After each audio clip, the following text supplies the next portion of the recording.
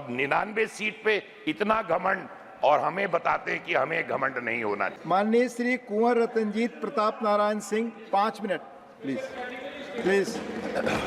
कोई रिकॉर्ड पे नहीं जा रही आपका, टेक योर सीट।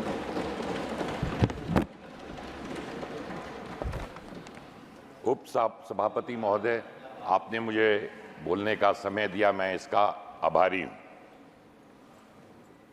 3 दिनों से जो चर्चा इस सदन में चल रही थी, तो मैंने नेता प्रतिपक्ष का भाषण सुना और विपक्ष का भाषण सुना, तो मैं तो किम कर्तव्य विमूढ़ हो गया कि मुझे यही नहीं समझ आ रहा था कि सरकार किसकी बनी। ऐसे भाषण वहां से आए कि लग रहा था कि भारतीय जनता पार्टी और एनडीए की सरकार नहीं, परंतु इंडी अलायंस की सरकार बनी। और जिस तरह का इनका उद्बोधन रहा, प्लीज सीट पर बैठ कर ना बोले, सीट मैं पर बैठ साफ कर ना तौर से बोले कहना प्लीज। चाहता हूं सभा महोदय, उप सभापति महोदय, ये जो सदमे में है रिजल्ट के बाद से, मैं समझता हूं देश का भविष्य और अच्छा होगा कि उस सदमे से निकलें और साफ तौर से उनको पता चलना चाहिए। मैं समझ सकता हूं कि सदमे में क्यों है। सदमे में इसलिए है कि 60 साल बाद एक सरकार तीसरी बार बन के मोदी जी के नेतृत्व में आई, और इनको इसलिए सदमा और इतनी तकलीफ इसलिए है कि कैसे हो सकता है कि नेहरू जी का रिकॉर्ड एक पिछड़ा गरीब चाय वाला का बेटा तीसरे बार इस देश का प्रधानमंत्री बन सकता है।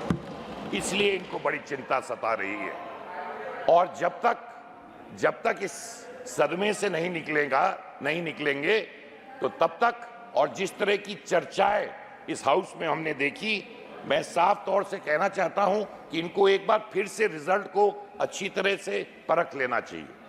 देश में जो रिजल्ट आए हैं, 99 सीट कांग्रेस पार्टी ने जीती, 99 सीटें, जो 18% सिर्फ होता है, और 99 सीट जीतने पर इतना घमंड है। आप समझिए अगर 150 सीट जीत लिए होते तो क्या घमंड होता, और 99 सीट पे इतना घमंड, और हमें बताते हैं कि हमें घमंड नहीं होना चाहिए। और यहां मुझे बड़ी खुशी हुई सभापति महोदय जी कि इतने बार इन्होंने प्रभु श्री राम का नाम लिया, अयोध्या का नाम लिया। इलेक्शन से पहले तक मंदिर जाने तक पे कई लोगों को पार्टियों से निकाल दिया जाता था। राम भगवान का नाम लेने से डरते थे, और प्रभु राम की लीला देखिए, 5-7 सीट क्या जिता दी प्रभु राम ने।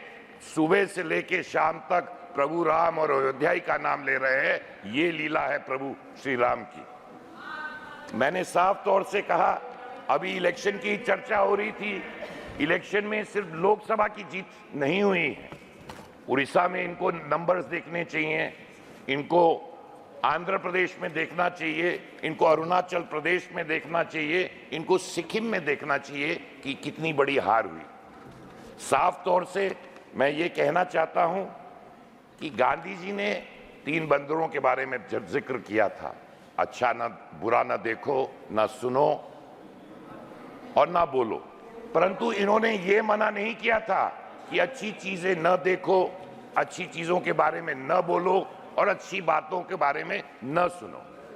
तीसरे बार अगर दिक्कत यह है, जो तीसरे बार मोदी जी के नेतृत्व में सरकार बनी है, संकट इनको यह है कि कैसे बनी है, कैसे बन गई। तो साफ तौर से जो भारतीय जनता पार्टी कहती है, एनडीए कहता है, वो करके दिखाता है।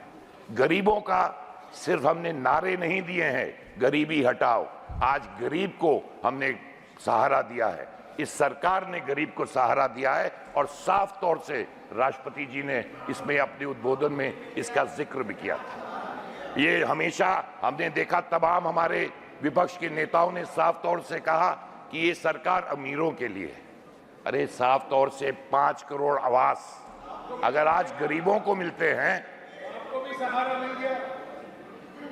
सर अब ऐसी बात है, मैं कांग्रेस पार्टी अगर टिप्पणी करना चाहती है तो मैं इस पे कुछ कहना नहीं चाहता हूं, पर इतना साफ कहना चाहता हूं, उधर भी जब था तो लीडर ही था, बूट लेकर नहीं था, इधर भी हूं तो लीडर हूं, बूट लेकर नहीं हूं।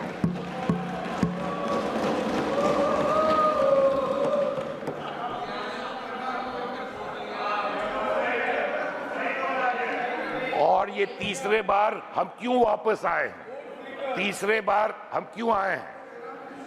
हम इसलिए आए हैं कि मोदी जी ने गरीबों के बारे में सोचा, दलितों के बारे में सोचा, पिछड़ों के बारे में सोचा। आज आवास 5 करोड़ का, आज 4 करोड़ आवास गरीबों को दिया गया है और 3 करोड़ आवास फिर से देने वाले हैं। 80 करोड़ लोग को आज अनाज दिया जाता है।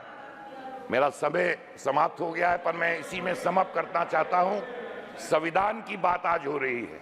मुझे बड़ी खुशी है कि 75 साल बाद विपक्ष को अमृतकाल में कम से कम कॉन्स्टिट्यूशन को दिखाने की तो ताकत आई, क्योंकि उसको आज तक उन्होंने फॉलो नहीं किया है और नेता पक्ष ने बहुत साफ तरीके से उसका जवाब दिया था। मैं सिर्फ यही कहना चाहूंगा अंत में कि आपको देश ने विपक्ष में बैठाने का मौका दिया है। आप मिलकर इस देश को विकसित बनाने के लिए कार्य करें। बहुत बहुत धन्यवाद।